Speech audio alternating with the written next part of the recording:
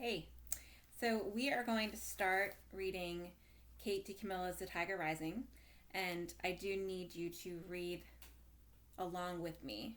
It's really important to have a pencil or a highlighter or a pen with you because I might at certain points ask you to circle a word that is an important word, or I might ask you to underline something. And if you're like me, you're going to want to annotate or take notes in the margins of your book. So, chapter 1 starts on page 1. Okay? So that morning, after he discovered the tiger, Rob went and stood under the Kentucky Star Motel sign and waited for the school bus just like it was any other day. The Kentucky Star sign was composed of a yellow neon star that rose and fell over a piece of blue neon in the shape of the state of Kentucky. Rob liked the sign. He harbored a dim but abiding notion that it would bring him good luck. And I think it's important to always reread this first paragraph. Whenever I've taught this book, every single year somebody says, "Wait, this book takes place in Kentucky?" And I say, read on. So let's read this first paragraph again, and then we'll figure out if it actually does take place in Kentucky. So that morning, after he discovered the tiger, Rob went and stood under the Kentucky Star Motel sign and waited for the school bus, just like it was any other day. The Kentucky Star sign was composed of a yellow neon star that rose and fell over a piece of blue neon in the shape of the state of Kentucky. Rob liked the sign. He harbored a dim but abiding notion that it would bring him good luck. Finding the tiger had been luck. He knew that. He had been out in the woods behind the Kentucky Star Motel, way out in the woods, not really looking for anything, just wandering, hoping that maybe he would get lost or eaten by a bear and not have to go to school ever again. That's when he saw the old Beauchamp gas station building, all boarded up and tumbling down. Next to it, there was a cage. And inside the cage, unbelievably, there was a tiger. A real life, very large tiger pacing back and forth. He was orange and gold and so bright it was like staring at the sun itself, angry and trapped in a cage. Can you imagine just taking a walk in like the backyard, or if you live like if your house borders a forest and you walk back, or maybe just another neighborhood, but you see a tiger in a cage? So that's what he's reflecting. He's remembering. He's having a flashback about what he had just seen. It was early morning and it looked like it might rain. It had been raining every day for almost 2 weeks. The sky was gray and the air was thick and still. Fog was hugging the ground. To Rob, it seemed as if the tiger was some magic trick, rising out of the mist. He was so astounded at his discovery, so amazed, that he stood and stared. But only for a minute. He was afraid to look at the tiger for too long, afraid that the tiger would disappear. He stared, and then he turned and ran back into the woods toward the Kentucky Star. And the whole way home, while his brain doubted what he had seen, his heart beat out the truth to him. Tiger, tiger, tiger. That was what Rob thought about as he stood beneath the Kentucky Star sign and waited for the bus. The tiger. He did not think about the rash on his legs, the itchy red blisters that snaked their way into his shoes. His father said that it would be less likely to itch if he didn't think about it. And he did not think about his mother. He hadn't thought about her since the morning of the funeral, the morning he could not stop crying, the great heaving sobs that made his chest and stomach hurt. His father, watching him, standing beside him, had started to cry too.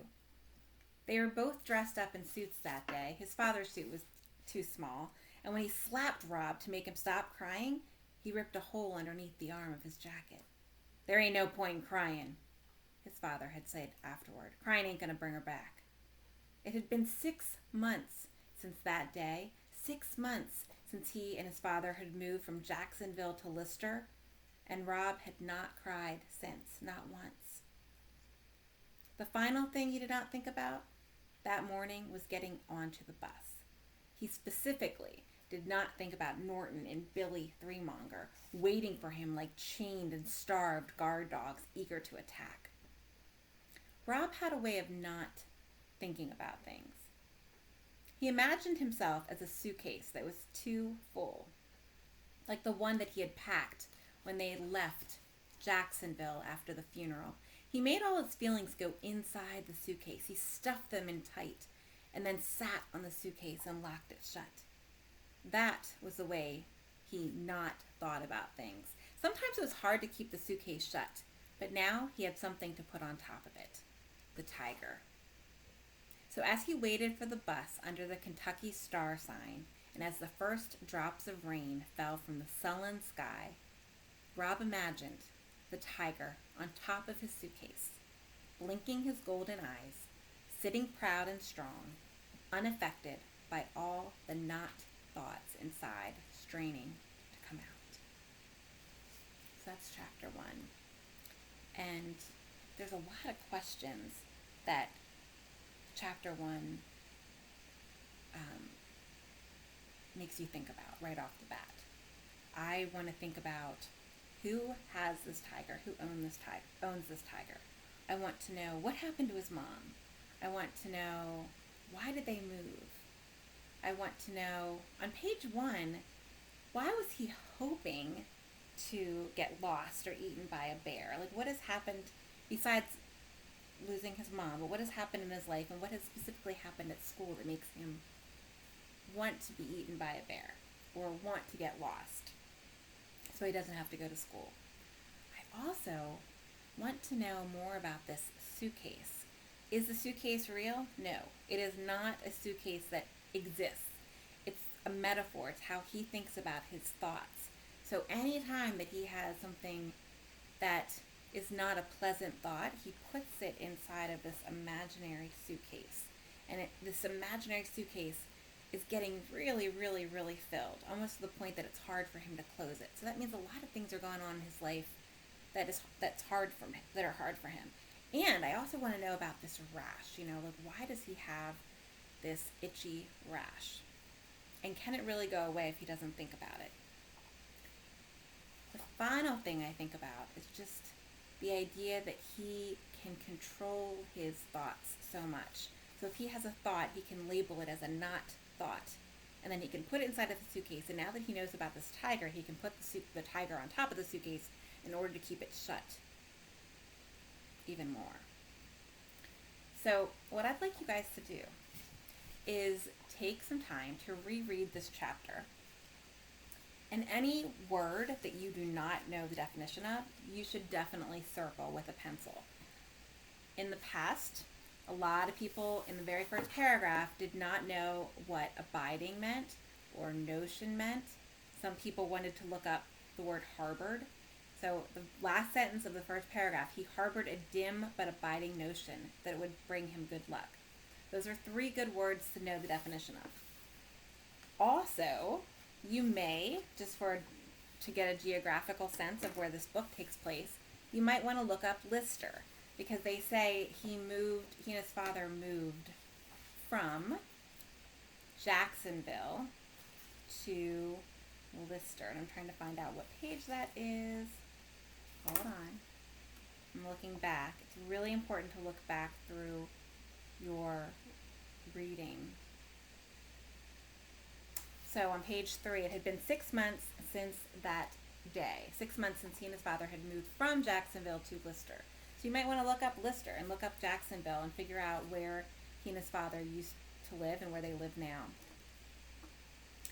Finally, if there's anything that you're wondering about, anything that's surprising you, anything that you're questioning, I love to put little marks in my book. I like to put happy faces and unhappy faces and hearts and question marks and exclamation points and just little, like in stars, and sometimes I underline lines that I really like.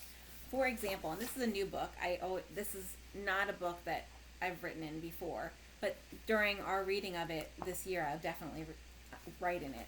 But one of the lines that I've always loved, I love how on page 3, He describes Norton and Billy Threemonger as waiting for him like chained and starved guard dogs, eager to attack. And that's a really, really strong line. I've always loved the way we first are introduced to this tiger pacing back and forth in this cage. And last but not least, I've always loved this metaphor of a suitcase and how he imagines himself as a suitcase that was too full, filled with all these not thoughts. So underline things that you like, question mark the things that you're not sure about, circle words that you don't know the definition of. And when you reread this, come to me. The next time we see each other, I want you to come having some thoughts and comments and questions about this. The one thing I ask that you do is not read ahead. That's always really hard to do, but with your independent reading books, you can read ahead all you want. But with a book, like a class novel that we're reading together, it's really important that you stay with me. So the next time I see you, you should have only read pages 1, 2, 3, and 4 of The Tiger Rising. All right, we'll talk soon.